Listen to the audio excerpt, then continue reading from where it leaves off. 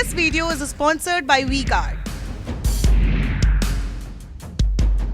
गुणी प्रकाश जी, आप तो एमएसपी कमेटी के मेंबर हैं और एकमत है, कृषि विशेषज्ञ बैठकर कह रहे हैं कि भाई एमएसपी बना दीजिए, कानून बना दीजिए।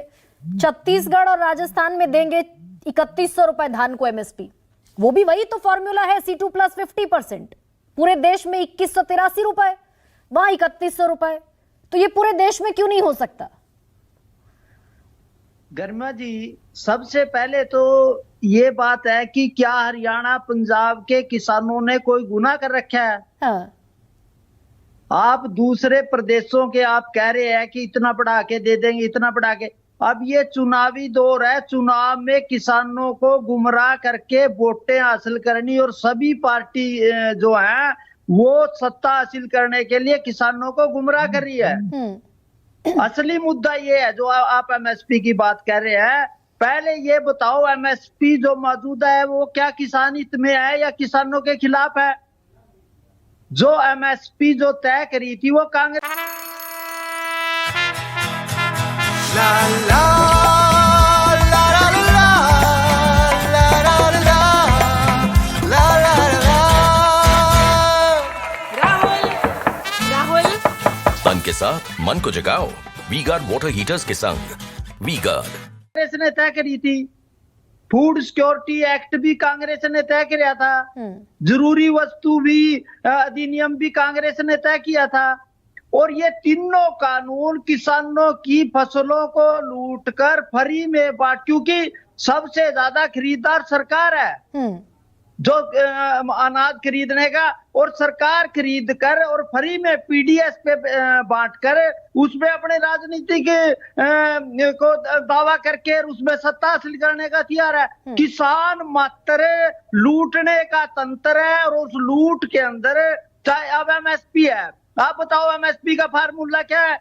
जो फसलें जो तय होती है एमएसपी से सीएसीपी तय करती है, और सीएसीपी का फार्मूला क्या है? 7वें नंबर पे उन्होंने लिखा है कि उपभोक्ता के हित में और महंगाई को देखते हुए कीमत तय की जाएगी। वहाँ किसान कहाँ है उसमें एमएसपी में? तो ये तो आप एमएसपी कमेटी के मेंबर हैं।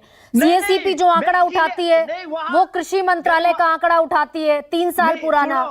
गुणी प्रकाश जी, सीएसीपी जमीन पर तो जाती नहीं, कमेटी के मेंबर जमीन पर जाकर इवैल्यूएशन तो करते नहीं, पुराना आंकड़ा उठाते हैं, उसके हिसाब से एमएसपी तय होती है, उस पर भी मात्र 6% किसानों की बिक्री होती है। तो ये आप कमेटी के मेंबर हैं। नहीं तो, मैं सुनो, मैं यही कह रहा है कि हमारी लड़ाई, अब राकेश टिकैत साहब आए थे, 3 संयुक्त किसान मोर्चों को भी चुना गया था, वो क्यों नहीं आए? अगर मैं जो बात रख रहा हूँ कि एमएसपी जो है, एमएसपी किसानों को लूटने का सरकारी तंत्र है, उन्होंने फसलें लूट के उस पर राजनीति करने किया। तो अगर ये भी होते तो हम भी कहते एमएसपी जो बन रही है, सीएसीपी जो है, सीएसीपी मात्र किसानों की फसल लूटने का कानून है, क्योंकि वहां लागत के आधार पे जो खर्च आता है उसको जोड़ने की बात, इसी की लड़ाई हम एमएसपी में जो कमेटी में लड़ रहे हैं कि जो लागत खर्च आता है किसान का, वो लागत खर्च कितना है? स्वामीनाथन आयोग से भी ज्यादा पड़ता है, लेकिन वो इसलिए क्योंकि देश का पेट भरना है, 80 करोड़ किसानों को भोजन देना है, और इसलिए किसानों की एमएसपी की दर नहीं बढ़ सकती, किसानों के दाम। लेकिन फिर वो गुणी प्रकाश जी, एक सवाल फिर ये भी तो हो जाता है कि फिर मध्य प्रदेश राजस्थान में एमएसपी कैसे बढ़ जाती है? नहीं साहब, ये वोटों का नाम, कुछ नहीं मिलने वाला है, कुछ नहीं मिलने वाला है, सिर्फ किसानों को गुमराह करके। आप बताओ, टमाटर के रेट बढ़ गए, सारे के पेट में दर्द हो गया, सरकार के पेट में, प्याज का रेट बढ़ गया, सबके पेट में दर्द हो गया। लेकिन अगर गेहूं अनाज जो आप निर्यात क्यों नहीं खोलते, खुला बाजार क्यों नहीं खोलते? किसान को बाजार मिलना चाहिए, निर्यात आयात बाजार मिलना चाहिए। तो ऐसे में गुरु प्रकाश जी, ठीक है गुणी प्रकाश जी, मैं लौटूंगी। गुरु प्रकाश जी, भाई 3100 रुपए धान पर क्विंटल छत्तीसगढ़ के किसान का बिकेगा, मध्य प्रदेश के किसान का बिकेगा, राजस्थान के किसान का भी बिकेगा, हरियाणा, पंजाब, उत्तर प्रदेश, उत्तराखंड, बाकी पूरे देश का किसान वही 2183 पर बेचेगा। क्यों भाई? नहीं, मैं तो पूरे देश के किसानों की बात करने के लिए यहाँ बैठा हूँ गरिमा जी, और आंकड़ों नहीं, के साथ में कहता बड़ा हूँ तो मेरे I will be विरोधी कहते हैं कि grateful to भाई you. आंकड़ों का कोई महत्व नहीं है। ऐसे I'll be grateful to you गुरु प्रकाश, बस इस सवाल का प्रिसाइज जवाब दीजिए। गरिमा, राजस्थान, मध्य प्रदेश, छत्तीसगढ़ का धान 3100 रुपए पर क्विंटल गरिमा जी, बिकेगा, पूरे देश का 2183 बिकेगा, क्यों? मैं पूरे देश के किसानों की ही खरीदी की बात कर रहा हूं, और मैं खुद नहीं बोल रहा हूं, ऐसा अनुराग बहुगुणा जी, जो कि कृषि विभाग के सचिव के रूप में जिन्होंने काम किया, उनके आर्टिकल से पढ़ के बोल रहा हूं। थोड़ा समय दीजिएगा।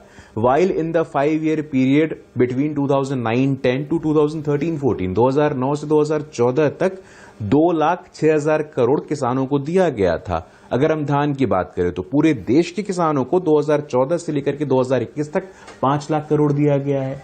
हम तो पूरे देश के किसानों की बात कर रहे हैं। किसान किसी भी प्रदेश में हो, किसान छोटा हो, किसान बड़ा हो, किसान बीजेपी रूल स्टेट में हो, किसान कांग्रेस रूल स्टेट में हो, किसान हमारी प्रायोरिटी थी। नहीं, लेकिन आपने कहा राजस्थान में आएंगे तो 12,000 रुपए सालाना देंगे, एमपी में 12,000 रुपए सालाना देंगे, बाकी और स्टेट में तो ऐलान नहीं किया आपने। नहीं, देखिए गरिमा जी, अभी आपने गुणी प्रकाश जी से बात किया है, वो एमएसपी की कमेटी में बैठे हैं। एमएसपी की कमेटी में और भी एक्सपर्ट्स बैठे हैं, वो मिलकर के चर्चा करेंगे, और चर्चा के बाद जो प्रतिफल आएगा हम उसको लागू करेंगे। अभी जहां आवश्यकता है उसकी बात करते हैं ना। मध्य प्रदेश में अगर हम खाद्यान्नों की उत्पादन की बात करें तो जो 2002-03 में 160 लाख मीट्रिक टन था, वो 4 गुना बढ़ के 620 लाख मीट्रिक टन हो जाता है। गरिमा जी, हमारे मेहनत को, किसान की आय तो नहीं बढ़ती गुरु प्रकाश, किसान की आय 8,000 रुपए, किसान की आय राष्ट्रीय औसत से भी कम है मध्य प्रदेश में, जिसकी बात कर रहे हैं आप। राष्ट्रीय औसत 10,218 रुपए का है, मध्य प्रदेश में 8,339 रुपए। नहीं गरिमा जी, अरे गरिमा जी, बोलने का मौका तो दीजिए ना। ऐसे हमारे ऊपर आरोप लगा कि आप 26-27 मिनट हमें देती हैं, 26-27 मिनट पता नहीं कौन से शो में आपने दे दिया मुझे। लेकिन फसल बीमा और राष्ट्रीय औसत का आर्गुमेंट गरिमा जी, ये ठीक नहीं है। आप औसत की बात करती हैं, लेकिन वहां पे छोटे और सीमांत किसानों की बात कोई करता ही नहीं है। जो प्रधानमंत्री किसान सम्मान निधि योजना से 12 करोड़ किसान ऑन रिकॉर्ड बेनिफिट हो रहे हैं, लाभार्थी बन रहे हैं, उनकी पूछ नहीं होती है क्या? प्रधानमंत्री फसल बीमा योजना से अगर हमारे 36 करोड़ किसान वहां पे सदस्य बनते हैं, सदस्यता लेते हैं, तो उसकी कोई पूछ नहीं होती है क्या? राष्ट्रीय औसत कैलकुलेट होगा तो सिर्फ बड़े किसानों का राष्ट्रीय औसत कैलकुलेट नहीं होगा, सब किसानों का राष्ट्रीय औसत कैलकुलेट होना चाहिए, और उसी के हिसाब से हम आपको बोल रहे हैं। बजट का आकार हो, एमएसपी का भुगतान हो, भारतीय जनता पार्टी ने जो किया है वो किया है।